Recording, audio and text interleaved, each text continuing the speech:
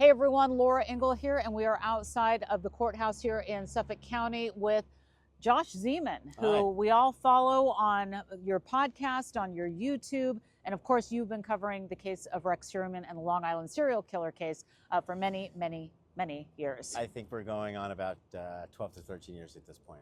Okay, and this is the first time that I've had a chance to be inside of the courtroom with you and with Rex Heuermann. So while it was a short court hearing today on the 13th of January, it was important. So we had the defense dropping a major motion just a few hours before court started to suppress evidence. Let's talk about, I know you've had more of a chance to go through the document. What did you read through? What stuck out to you in the document? Well, it's 180 pages, first of all. There's a lot of stuff in there. To me, the most significant is we're finally getting an indication that the defense, which is what we thought always, he was going to bring up all these alternative suspects. He's mentioned a couple people who have been associated with the case. One, a guy by the name of John Bittroff. There was always some thought that maybe some victims of John Bittroff's might have been connected to Rex Heuermann. That would be Sandra Costilla. So it's interesting how he's bringing up these individuals and kind of saying, well, maybe it's not Rex, maybe it's John Bittroff. There's another case, Peaches, that we just got an arrest in the case of Peaches. Peaches was always supposed to be, or always thought of being, as a Gilgo case. Well, not anymore. Now it's this guy, Andrew Dykes, we just found out. So, you know, he mentions the Peaches case. Who else? James Burke, the former chief of police. Of course, he's going to bring up James Burke. Right. And now, and in the headline, and my phone has been blowing up, I bet yours has too, that the judge in the case, quote, blew a gasket, which I wouldn't term it quite that way. It was strong language from the judge today saying, we're going to go to trial right after Labor Day, come hell or high water. It's a good headline. It was a great headline. And I mean, that shows that everybody is ready to go. And we asked both Ray Tierney, the Suffolk County District Attorney, and Mike Brown for Rex Heuermann.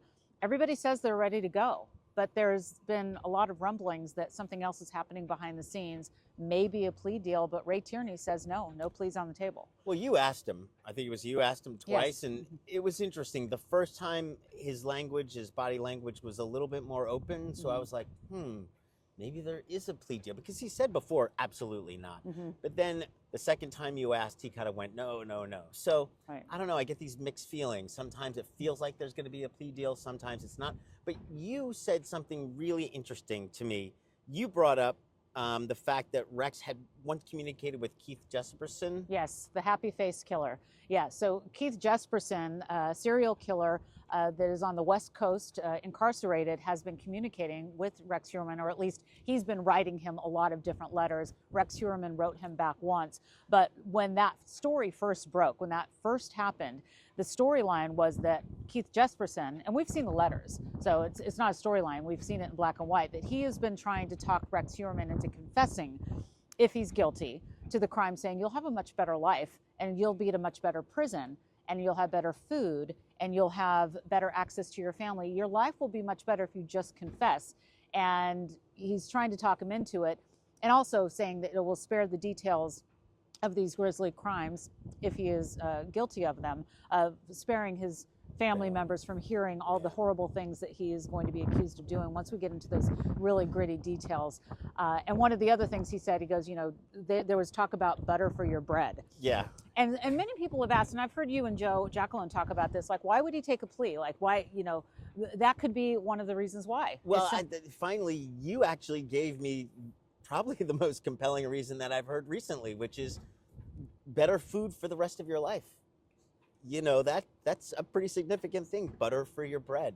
Right. Yes, you know, the family, whether or not he's a true family man or anything, that's always in question, but you can't deny that if you just admit it, you know, you get better food for the rest of your life. To me, that was compelling. Yeah, and so Keith Jesperson wrote him that letter. Rex wrote him back only once, but Keith Jesperson has continued to write him and me and other journalists. So we've got all these letters. And one of the things, on a side note, and I'll share it with you guys, that he has, Keith Jesperson sent me the menu from his prison that he said, this is what I sent to Rex so that Rex could see what I have to compare what he has to maybe give him some incentive. So wow. food is a very big deal. But it's compelling. It's really a compelling reason. But also a big deal in this case, you brought it up, Andrew Dykes. Yeah. So we have been following the case of Peaches, Tanya Jackson, Tatiana Dykes for a long time. And when you look at the map of Gilgo Beach and of Ocean Parkway, we always see the victims lined up. And if you've been following the story, and I know you have, you've got, Tanya Jackson on one side in Nassau County and her baby, her child, Tatiana, and there's still no charges for Tatiana. And I asked Ray Tierney if we were going to see charges in that press conference because Tatiana was found in Suffolk County, his county. Yeah. And he said no. Ever since Andrew Dykes was arrested for Tanya's murder, there's been a lot of questions. There's not a lot of evidence. We always, for years, believed that she was a victim of the Long Island serial killer, and suddenly there's this arrest of a man she had a relationship with, the father of Tatiana. There's DNA, but there's not a lot of other evidence. And so a lot of us are still kind of wondering, did this guy really do it? I thought Rex had done it. When you look where the bodies are placed, Tanya and Tatiana, they're right next to Gilgo Beach victims. So close. So 212 feet away. So you really have to ask yourself what's going on here. And also, why would the Nassau County District Attorney kind of bring this charge up in the middle of the Rex Heuermann case? Don't you want one of those cases or all those cases to kind of go through and then you bring your charge up? Like, why do it in the middle? Well, maybe they were surveilling him and maybe Dykes, and maybe they thought he would run. I mean, that could be a reason, right? It could be. It just feels like there's a lot of egos at stake and a lot of everybody wants to grab the spotlight. And what's interesting, and we talked about this upstairs with the press conferences, is that when Andrew Dykes was arrested for Tanya, she was asked if there was anything that's going to happen with Tatiana with the baby. And she said that she was in contact with Ray Tierney. She's working closely with the Suffolk County. Working closely in constant contact. And then when we asked Ray Tierney today, he said that he hadn't seen any of the evidence in the case. No comment. No comment, right. No comment. Haven't seen, that's very telling. What did you make of that? Look, from the very beginning of the Gilgo Beach task force, the arrest of Rex Heuermann, they've talked about the difference between the past and today is cooperation, working together. And this was an interagency effort with the FBI and the state police. So they were really trumping everybody working together. That and gumshoeing, that's what solved this case. And now, for him to be like, no comment, I don't know what's going on in that case over in Nassau, it just goes against what he was saying before. Well, and we don't know what's going on behind the scenes, and we want to, Ray Tierney has, since he has been in office, I mean, here we are working through this case as it is now. Look, it's very interesting. Even Ray Tierney himself brought this up. He brought up the fact that Rex Heuermann had been reading the book Mindhunter, had been trying to find different ways to elude law enforcement. And even the issues of territorialism and egos was brought up in Mindhunter. So it's interesting that issue was brought up so long ago and these issues are still playing out. Unfortunately, it's just a foible that law enforcement always has to deal with. Let's talk about MICHAELBROWN's co-counsel came to the microphones and talked about the DNA and how DNA was obtained in this case, and that's a big part of their suppression motion. She was challenging the fact that if you throw something out in the garbage, then everybody just can have your DNA, and it sounds like she's trying to go back to the drawing board of how this is going to be allowed. I mean, then we're talking about the Golden State Killer. I mean, we go back in time. Her argument of privacy, yes, that somehow even though you're throwing a pizza crust away, yeah, the pizza crust came up. Yeah, the pizza crust, that you're really not still therefore giving up all your rights, right? Because there's so much personal information that could be gleaned from that pizza. I mean, then don't throw it in the trash, So it's a hard argument to make. But I think they're really reaching. Okay. Look, there's an incredible amount of physical evidence. There's an incredible amount of circumstantial evidence, digital evidence, pictures, articles. There's so much. So I think they have to really reach for whatever they can. They have to throw whatever they can against the wall. I think where they could really score is introducing all these other potential alternative suspects, whether it's James Burke, the former police chief, whether it's Andrew Dykes, Peaches, whether it's John Bitroff. All it takes is 1 out of 12, not enough reasonable doubt, and say, like, maybe it's this guy, maybe it's that guy. There's been so much press about all these people. There has been. And when we talk about the hair on Sandra Costilla, to go back to that for a minute, that was brought up, and it's brought up in this omnibus about the hair being on a piece of clothing. So there's one hair on a piece of clothing that closely matches Rex Heuermann, and then there's one hair on her very arm. Closely matches, by like hundreds of millions. Right. And then there's a hair that closely matches a family member of his that was on Sandra's arm, which is, I believe, from the ex-wife or his first wife. His the first ex-wife. wife, yes. Yeah.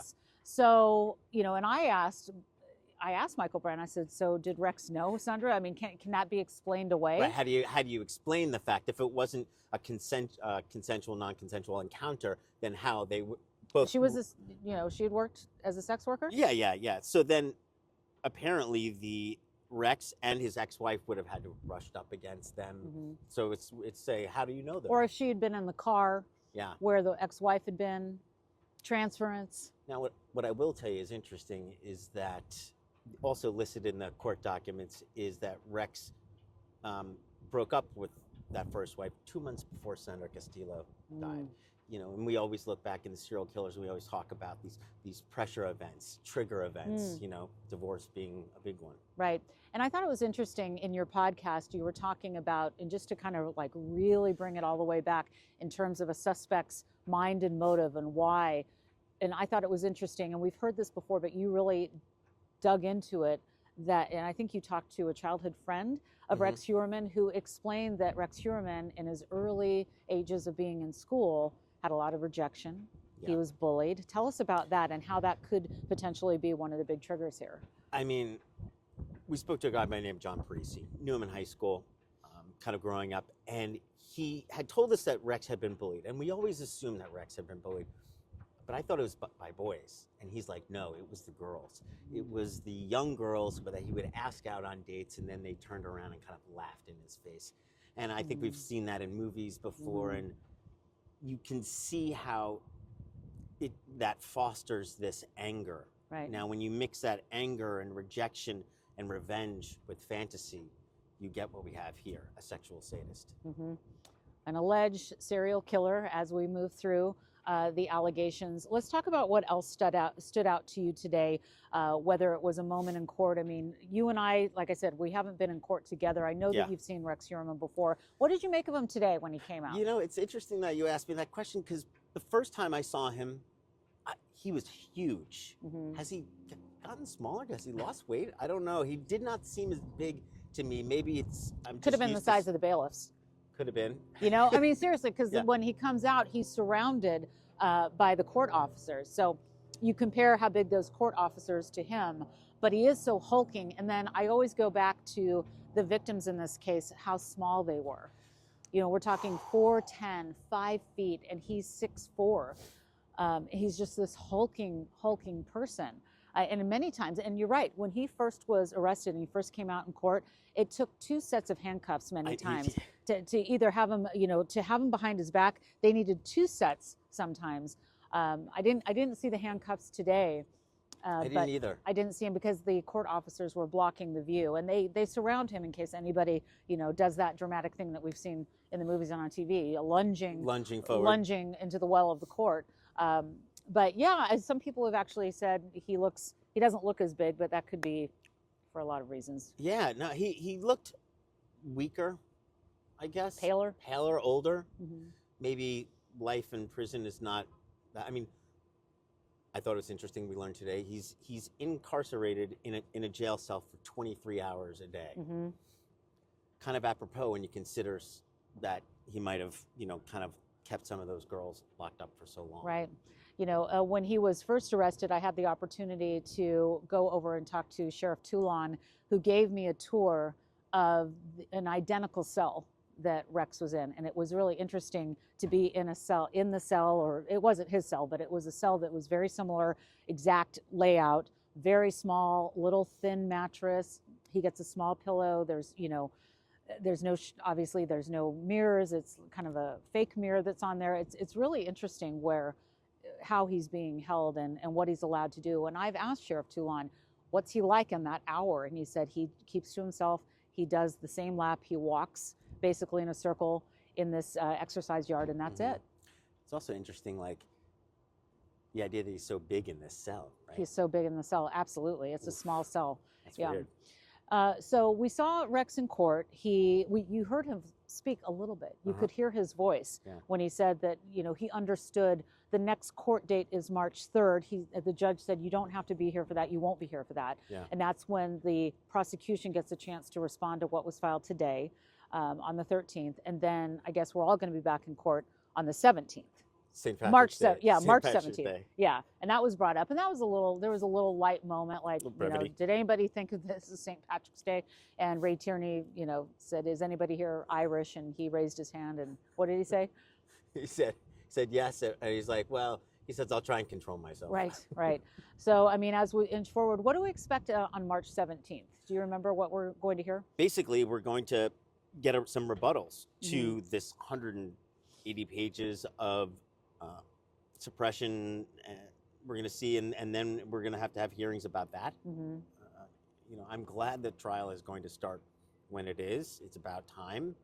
I do wonder if we're going to get a plea. I still, that's at the topmost of my mind. What do you, and we talked about the food, what other reasons do you see? His family, putting people through it. Well, I'll say this, there's so much evidence. There's so much evidence. What's the point? I mean, if you speak to my colleague, Joe Jackalone, we talk every Sunday, and he says, well, why not? Why not just go through with it? Why not roll the dice? Because all it does take is a jury of one, and there is a lot of other victims. There's been a lot of confusion in this case from all the way in the beginning when DA Spoda and James Burke were part of it, and there was corruption going on. So it makes sense to roll the dice. Yet at the same time, man, it's a costly trial. You put your family through that. The details are so rough, savage, brutal. The planning document, you and Joe just went over the planning document again, and some of the searches. The searches you did the searches. Just last Sunday, we walked through all the Google searches that Ray Tierney had put in the bail document. Some of those Google searches are absolutely terrifying. You can't even say them out loud. We had to cover what they were. It's one thing, I don't know, is it one thing to be a serial killer and another thing to have that level of depravity brought up? I don't even know. What do you make of Asa Ellerup? What do you make of the home and where we are with the family and how they're going to move forward? I think that we plan on seeing her when we get to the stage of the trial, if we get to a trial. But what's your current take now that we're in the new year? Good question. I think she has always seen Rex as a bit of a savior because he theoretically rescued her from a family, some abuse. It's hard, even if you look back on the BTK case, you know, that family was still together. Yes. How do you call someone your father for 20-something, how old is Victoria, 25 or 6? How do you call somebody your father for that long, then just not, for that to be ripped out? And we're back talking, we were talking about Victoria, the daughter of Rex Heuermann and Asa Ellerup. And we were talking about, you know, first of all, she used to work for her father. Now she's out of a job, of course. Some of her heirs are involved in all of this. And so we've seen her here at court. I've seen her here. Have you?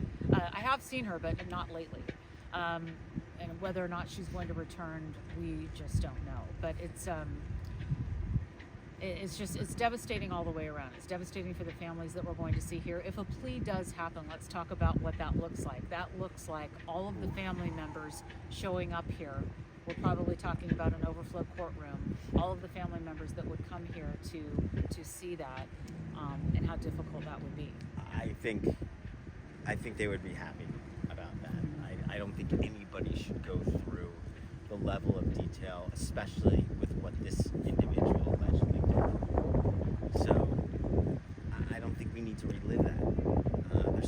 evidence, forensic, digital, circumstantial, trophies.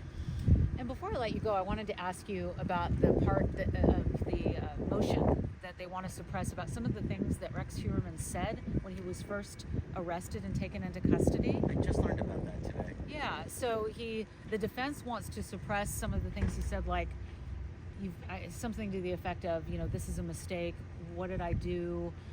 Which you would think that I didn't find a big problem. Like, what was the problem with that line? I don't know. Now, the other thing he said, he was missing a $6,000 watch, and he said, well, I guess I won't be needing that. Okay, maybe that's Or maybe he was just trying to be funny in the moment. Who knows? Affable. I don't know. We'll see. So, all right, Josh, let's talk about, go ahead. Dave Schaller. Dave Schaller. This was a big moment that happened in the suppression motion. Dave Schaller is brought up. Dave Schaller is the former roommate of Amberlynn Costello. Yeah, and that conversations that he has had, and tell us about what he had told authorities and what he told you. So, basically, after Amber is identified, we did an interview with Dave Schaller in 2015 for the killing season. He told us that he told the police right after Amber was identified, they came in and they interviewed him. He told them about this guy who had come to the house as a client. He was huge, 6'3", 300 pounds, an ogre of a man, a monster who drove a Chevy Avalanche. Apparently this information was put in a police file and never looked at it again. And he explained this to us over and over, how they came back over and the detectives come 3 or 4 times and explains to them about this Chevy Avalanche and this ogre of a man. Well, fast forward to the arrest, and this is obviously he's talking about Rex Heuermann. He told us this on tape back in 2015. When I saw Rex get arrested, I went back to that tape and I'm like, oh my God, Dave Schaller told us all about this. Right. So we have since looked at this tape. It's part of our podcast series Monster, where we go back and we look how close we came. This tape is critical for that. It also calls into question what was going on in Suffolk County and why they missed this crucial clue that could have led to Rex's arrest 10 years earlier. And it was mentioned here in this document. I guess somebody had reached out to Dave Schaller right during the day of the arraignment and said, is that the same guy? Rex had told this to me. He had told this to another journalist, Christine over at People Magazine. I think it was her. And he said, yeah, that's the guy, 1,000%. Yeah, he said 1,000%. Well, they want to suppress that piece of information. I don't know why. But it is interesting. Dave Schaller might come back to be a real important piece in this case. And he's, we know that he'll be possibly discredited. The defense will try and discredit him for the lifestyle that he led at the time. Yeah, well, and I think they have a case there. Dave, when he admitted this, he went on Facebook a couple years later and said, I was really high at the time.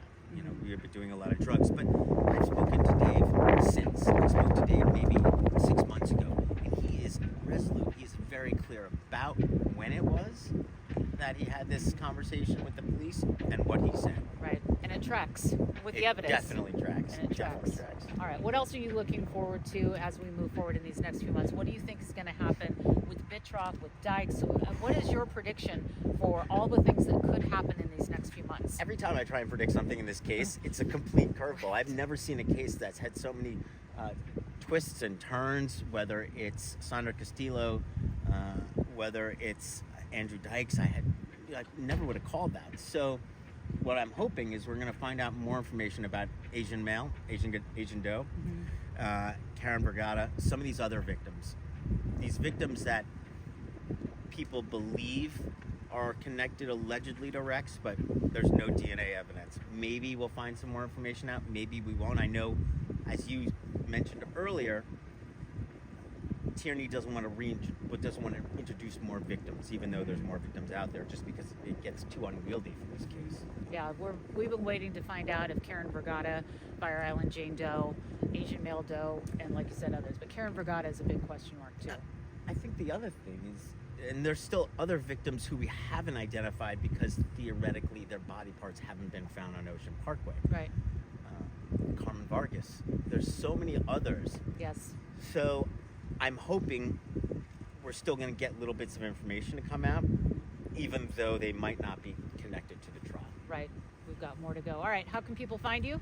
You can find me Sinister with Josh Zeman on YouTube. We have a weekly YouTube every Sunday with Joe Jackalone with the Sarge, where we kind of get into it, and that's a lot of fun. And Must see TV. Yeah, if you're interested in the list case, for sure. Yes. And then we have a Thursday night podcast as well. Okay. So, yeah. Well, we'll look forward to more of that. And we'll see you back here in court. We'll Great. see you on News Nation and on my channels and socials as well. Thank you, Josh. Thank you. Good to talk to you. Take care.